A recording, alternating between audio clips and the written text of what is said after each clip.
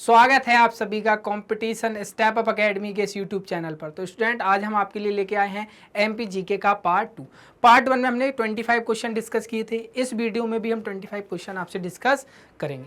But video start करने से पहले मैं आपसे एक बात पूछना चाहता हूँ। आपका एग्जाम 12 अगस्त से है, आपको पता है आपके एडमिट कार्ड रिलीज हो चुके हैं। आपको क्या, मैं यहाँ पर आपको कम्युनिटी पोस्ट में एक क्या कराऊंगा, एक पोल कराऊंगा जिसमें आपको बताना है कि 11 तारीख को हम रात को लाइव रखेंगे। उस लाइव की टाइमिंग आपके हिसाब से क्या होनी चाहिए, जबकि हम आपको कमेंट में 4 ऑप्शन देंगे, तो आप जरूर बताएं। और वहां पर तो हम 11 तारीख को आपको लाइव में अगर ये बताएंगे किस तरीके से पेपर अटेम्प्ट करना है। चलिए स्टार्ट करें, चलिए स्टार्ट करते हैं। तो देखिए, ये है हमारा पार्ट 2 एमपी जी के मध्य प्रदेश सामान्य ज्ञान। क्वेश्चन नंबर 1, मध्य प्रदेश के नेपा नगर में निम्न में से क्या स्थित है? बड़ा अभियांत्रिकी प्लांट, अखबारी कागज का कारखाना, चीनी कारखाना, स्टील प्लांट। बताइए।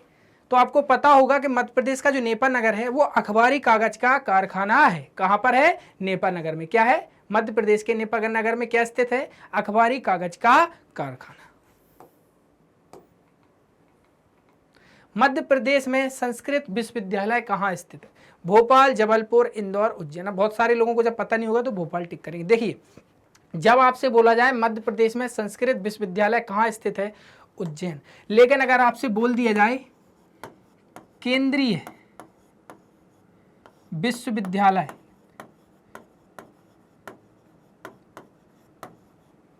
किसका केंद्रीय विश्वविद्यालय? केंद्रीय संस्कृत विश्वविद्यालय अगर बोल दिया जाए तो फिर आपको आंसर टिक करना है भोपाल। याद रखना, जो आपका उज्जैन में है वो राज्य विश्वविद्यालय का, लेकिन केंद्रीय विश्वविद्यालय संस्कृत का कहां है? भोपाल में। समझे आप सभी लोग? क्वेश्चन नंबर 3, मध्य प्रदेश की मृणाल पांडे कौन से व्यवसाय से संबंधित है? खगोल विज्ञान, वैज्ञानिक अनुसंधान, गायन या पत्रकारिता। तो पता होगा, आपको पता है कि जो मृणाल पांडे जी हैं वो आपके टीकमगढ़ जिले से, कहां से हैं? टीकमगढ़, है ना। अब टीकमगढ़ से हैं तो वो क्या करते हैं? वो है पत्रकारिता। ठीक है, समझ नहीं? तो वो किससे रिलेटेड है? किस व्यवसाय से? पत्रकारिता से। भिंड से ग्वालियर से भिंड तक ग्वालियर लाइन रेलवे की शुरुआत किस वर्ष में हुई थी? अब ये क्वेश्चन क्या होता है, ये क्वेश्चन तुक्के में लगाते हैं बहुत सारे लोग। तो ये क्वेश्चन आपको एक फैक्ट में ही याद रखना है। 1789, 1899, 1903, 1897। तो बताइए इस क्वेश्चन का आंसर क्या है? इस क्वेश्चन का आंसर है 1899 में ग्वालियर से भिंड तक ग्वालियर लाइट रेलवे की शुरुआत हुई थी। मध्य प्रदेश के पहले पुलिस महानिदेशक कौन थे? आप भाई पुलिस डिपार्टमेंट में जाने वाले हैं तो कम से कम पहले महानिदेशक तो आपको पता होनी चाहिए। तो बताइए, हमसे पूछा गया है मध्य प्रदेश के पहले पुलिस महानिदेशक कौन थे? D B Reddy, B R Dave, B P Dubey, Khande Rao, Keshav Rao, rangoli. तो बताइए क्या है? तो बीपी दुबे जो थे वो आपके मध्य प्रदेश के पहले पुलिस महानिदेशक थे। मध्य प्रदेश पुलिस का ध्येय वाक्य क्या है? तो देखो, आप सभी लोग पता होगा आपको, आप पुलिस में जा रहे हैं तो आपको क्या है, आपकी वर्दी पर एक क्या मिलेगा? मध्य प्रदेश का एक पूरा स्टिकर लगा हुआ मिलेगा जिसमें मध्य प्रदेश का साइन है, गवर्नमेंट का, वो सब लगे हुए होते हैं। उसमें एक ध्येय वाक्य भी लिखा रहता है वर्दी में, आप देखेंगे ध्यान से। तो वो ध्येय वाक्य क्या है? मृदु भावे छिद्रा कृंथे, सेवा सुरक्षा शांति, शांति सेवा न्याय, देशभक्ति जनसेवा। तो याद रखिए, आपकी जो मध्य प्रदेश पुलिस का ध्येय वाक्य है वो है देशभक्ति जन सेवा। 2017 से पुलिस मुख्यालय ने है, उसने इस ध्येय वाक्य को आपकी पुलिस की वर्दी पर लगाना लागू कर दिया है कि नहीं? देशभक्ति जन सेवा। मध्य प्रदेश पर्यटन विकास निगम का ध्येय वाक्य क्या है? जैसे हमसे पूछा गया है ऐसी मध्य प्रदेश पर्यटन विकास निगम का ध्येय वाक्य क्या है, तो आप इसको आसानी से कर सकते हैं, क्योंकि आपने देखा होगा मध्य प्रदेश में बहुत सारे पर्यटन को रिलेटेड इवेंट होते रहते, तो कहीं ना कहीं आपने सुन रखा होगा। क्या हो सकता है इसका? अगर आप थोड़ा सा भी सोचेंगे तो आप लगा सकते हैं कि ऑप्शन सी के अलावा कोई और नहीं होगा, क्योंकि इसमें लिखा है the heart of incredible India. आपको पता है कि भारत का हृदय कौन सा राज्य है भाई? इंडिया का हार्ट कौन सा स्टेट भाई? आपको पता है मध्य प्रदेश, तभी तो वो मध्य में आ रहा है ना। तो इसलिए ऑप्शन सी हो जाएगा कि मध्य प्रदेश का पर्यटन विकास निगम का ध्येय वाक्य क्या है? अतुल्य भारत का हृदय। क्वेश्चन नंबर 8, मध्य प्रदेश के निम्नलिखित में से किस जिले में भीमबेटका शैलाश्रय स्थित है? बहुत आसान सा क्वेश्चन, आपको पता होगा। कहां पे? रायसेन में। पता है कि नहीं? ये तो बहुत आसान से पता होगा कि नहीं? प्रसिद्ध पर्यटन स्थल पातालकोट घाटी मध्य प्रदेश के किस जिले में स्थित है? बहुत ज्यादा जाने वाला ये जगह है कि नहीं? बहुत सारे लोग बोलते हैं कि रहस्यमयी जगह है, ऐसा है, समझ रहे हैं? क्योंकि वहां पर आपको क्या मिलेगी? एक अलग जनजाति मिलेगी, बहुत सारे लोग वहां रहते हैं, निवास स्थान है है कि नहीं, क्योंकि वो थोड़ा पातालकोट इसलिए है क्योंकि एक समय के बाद वहां पर क्या हो जाता है, वो एक गड्ढा सा है। गड्ढा सा मतलब यूं बोलेंगे कि आप घाटी सी है अंदर को, तो एक समय के बाद वहां पर क्या होता है, सूरज की किरणें आना बंद हो जाती, अंधेरा हो जाता है, इसलिए उसको कैसे बोलते हैं कि पातालकोट घाटी मध्य प्रदेश में कहाँ है, गुना, छतरपुर, बालाघाट, छिंदवाड़ा। बताइए आप सभी लोग, तो आपको पता होगा कि छिंदवाड़ा जो है वहां पर आपका पातालकोट घाटी स्थित है, इस जिले में है, छिंदवाड़ा में। व्यंग्य लेखन क्षेत्र में सर्वोच्च सम्मान कौन सा है, समझ गए, व्यंग्य लेखन, कबीर सम्मान, शरद जोशी सम्मान, हरिशंकर परसाई सम्मान, तुलसी सम्मान। बताइए कौन सा सम्मान है सबसे बड़ा, तो आप सभी को पता होगा कि शरद जोशी जो सम्मान है वो सबसे बड़ा है, किसमें, व्यंग्य लेखन क्षेत्र में सर्वोच्च सम्मान है। तो आपको पता होगा हरिशंकर परसाई जी कहाँ के हैं, होशंगाबाद के पास के एक ग्राम के हैं, और शरद जोशी सम्मान जो है, शरद जोशी कहाँ के थे भाई, शरद जोशी थे आपके उज्जैन के, समझ गए कि नहीं, शरद जोशी कहाँ के थे, उज्जैन के। तो हमसे पूछा गया व्यंग्य लेखन के क्षेत्र में सर्वोच्च सम्मान कौन सा है, तो सर्वोच्च सम्मान कौन सा है, शरद जोशी सम्मान व्यंग्य लेखन के क्षेत्र में सर्वोच्च सम्मान है। तानसेन पुरस्कार के अंदर कितनी राशि प्रदान की जाती है, देखिए एक चीज देखिए यहाँ पर, पहले ये राशि 2 लाख थी, लेकिन अब ये 2 लाख नहीं है, पहले ये 2 लाख थी, तो अब कितनी है, अब तानसेन पुरस्कार के अंतर्गत 5 लाख की राशि दी जाती है। और तानसेन पुरस्कार आपका किससे रिलेटेड है, तानसेन जी से रिलेटेड है, उनसे रिलेटेड तानसेन कहाँ पर किया जाता है, तानसेन फेस्टिवल रिलेटेड ग्वालियर में, आप सभी को पता है। तो इसका आंसर क्या हो जाएगा, 5 लाख। कुमार संभव किसने लिखा है, ये तो बहुत आसान क्वेश्चन, आप सभी को पता होगा कि कुमार संभव किसने लिखा है, कुमार संभव लिखा है कालिदास जी ने, क्योंकि ये संस्कृत के बहुत प्रसिद्ध और जाने माने कवि हैं, है कि नहीं। अब इनकी और बहुत सारी रचनाएं जैसे विक्रमोर्वशीय, आपको पता होगा, रघुवंशम, मेघदूतम, समझ रहे हो, ये सब इनकी बहुत फेमस रचना है। अब बताइए बाणभट्ट कौन थे, तो आपको पता होगा कि बाणभट्ट जो कवि थे वो हर्षवर्धन के समय के उनके दरबारी कवि थे, ठीक है। इन्होंने कौन सी बुक लिखी है भाई, इन्होंने लिखी है हर्षचरित और कादम्बरी लिखी हुई है। इसके अलावा भवभूति कौन थे, बताइए आप सभी लोग, भवभूति कौन थे, भवभूति भी एक बहुत फेमस संस्कृत के कवि थे, इन्होंने भी बहुत सारी लिखी हैं, उत्तर रामचरित्रम, रामचरित्रम, इस तरीके की रचना इन्होंने लिखी हुई है। और भरथरी की केव्स कहाँ पे हैं, आपको पता होगा उज्जैन में भरथरी की केव्स हैं। चलिए अगले क्वेश्चन पर चलते हैं। अपने व्यंग्य संग्रह विकलांग श्रद्धा का दौर के लिए किसने साहित्य अकादमी पुरस्कार जीता है, बताइए किसने जीता है भाई, आपको पता होगा अपने व्यंग्य संग्रह विकलांग श्रद्धा का दौर के लिए साहित्य अकादमी पुरस्कार जीता है। तो आपको पता होगा ये जीता है हरिशंकर परसाई जी ने, क्या जीता है, इनका व्यंग्य संग्रह था क्या, विकलांग श्रद्धा का दौर, इसके लिए इन्हें क्या मिला था, साहित्य अकादमी पुरस्कार। तो कौन थे वो, हरिशंकर परसाई जी। महान संगीतज्ञ राजा भैया पूंछ वाले किस घराने से संबंध है, आपको पता है आपने बहुत सारे घराने पढ़ रखे होंगे एमपी में, इंदौर घराना है, ग्वालियर घराना है, आगरा घराना है, बहुत सारे घराने हैं। तो उन घराने से रिलेटेड हमसे पूछा गया कि ये किस घराने से संबंधित थे, राजा भैया पूंछ वाले।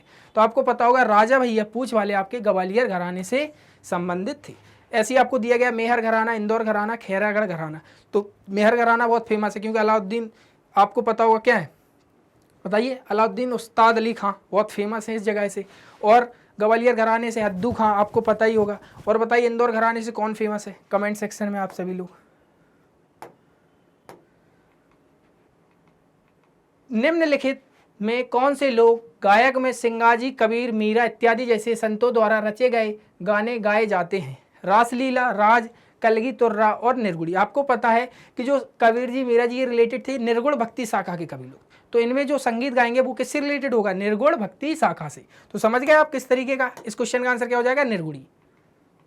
मध्य प्रदेश में संस्कृत विश्वविद्यालय कहाँ है, आपको ये तो पता ही है ना, संस्कृत विश्वविद्यालय कहाँ है भाई, ये तो वैसे ही अभी मैंने आपको बता ही दिया, कहाँ पे है, उज्जैन में, समझ गए। बुंदेलखंड का अलहैत समुदाय आला ऊदल और उनके द्वारा लड़े गए युद्धों के बारे में गाथा गाता है। कितने युद्ध लड़े गए थे, 50, 46, 48, 52, बताइए। तो आपको पता होगा कि आला और ऊदल ने उनके द्वारा लड़े गए युद्ध थे 52। किस ऑप्शन में दिया गया हमें, ऑप्शन डी। समझे आप सभी लोग, कितने युद्ध लड़े थे इन लोगों ने, 52। बहुत ही वीर योद्धा थे ये लोग, आपने पढ़ रखा होगा बुंदेलखंड के बारे में, जब भी आप पढ़ेंगे तो इनके बारे में जरूर पढ़ेंगे आप सभी लोग। ढोला मारू जो कि मध्य प्रदेश के कई क्षेत्रों में गाया जाता है, वास्तविक रूप से किस राज्य का लोकगीत है, क्या है ढोला मारू, मतलब मध्य प्रदेश में बहुत सारी जगह गाया जाता है लेकिन वो किस राज्य का है, बेसिकली वो किस राज्य का है, समझ रहे हैं आप, बताइए क्या है आंसर, उत्तर प्रदेश, मध्य प्रदेश, राजस्थान और गुजरात। बताइए क्या है उस क्वेश्चन का आंसर। तो आपको पता होगा ढोला मारू हमारे राजस्थान से रिलेटेड है। समझ गए कि नहीं। और राजस्थान क्या है भाई, राजस्थान भारत का सबसे बड़ा राज्य है, किसके हिसाब से, क्षेत्रफल के हिसाब से, समझे। लेकिन अगर जनसंख्या के हिसाब की बात आ जाएगा तो फिर क्या आ जाएगा, उत्तर प्रदेश। मध्य प्रदेश की सीमाएं किस राज्य से नहीं मिलती हैं, आपको पता है मध्य प्रदेश की सीमाएं 5 राज्यों से मिलती हैं। 5 राज्य कौन कौन से भाई आपको पता होगा, एक हो जाएगा आपका यूपी, एक हो जाएगा राजस्थान, है ना, और एक हो जाएगा गुजरात, एक हो जाएगा महाराष्ट्र, और एक हो जाएगा आपका छत्तीसगढ़। समझ गए, ये 5 राज्य हैं जिनसे सीमाएं मिलती हैं। अब इसमें बचा ऑप्शन बी उड़ीसा, जिससे सीमा नहीं मिलती है। तो हमसे पूछा गया मध्य प्रदेश की सीमाएं किस राज्य से नहीं मिलती हैं, तो किस राज्य से नहीं मिलती हैं, उड़ीसा से। मध्य प्रदेश राज्य का भौगोलिक क्षेत्रफल कितना है, बताया था ये पूरे भारत के क्षेत्रफल का 9.38% रखता है। भाई इसका एरिया बोलेंगे तो हो जाएगा 30, 82, 52, आपको पता है 30, 82, 52 वर्ग किमी, किलोमीटर किमी। मध्य प्रदेश के प्रथम सूचना आयुक्त कौन थे, रतन सिंह, TN श्रीवास्तव, विजय साय, VC शुक्ल। बताइए इस क्वेश्चन का आंसर क्या है, तो इस क्वेश्चन का आंसर क्या है, TN श्रीवास्तव मध्य प्रदेश के प्रथम सूचना आयुक्त थे। मध्य प्रदेश में पहली बार किसी साड़ी का पेटेंट कराया गया, यह कौन सी।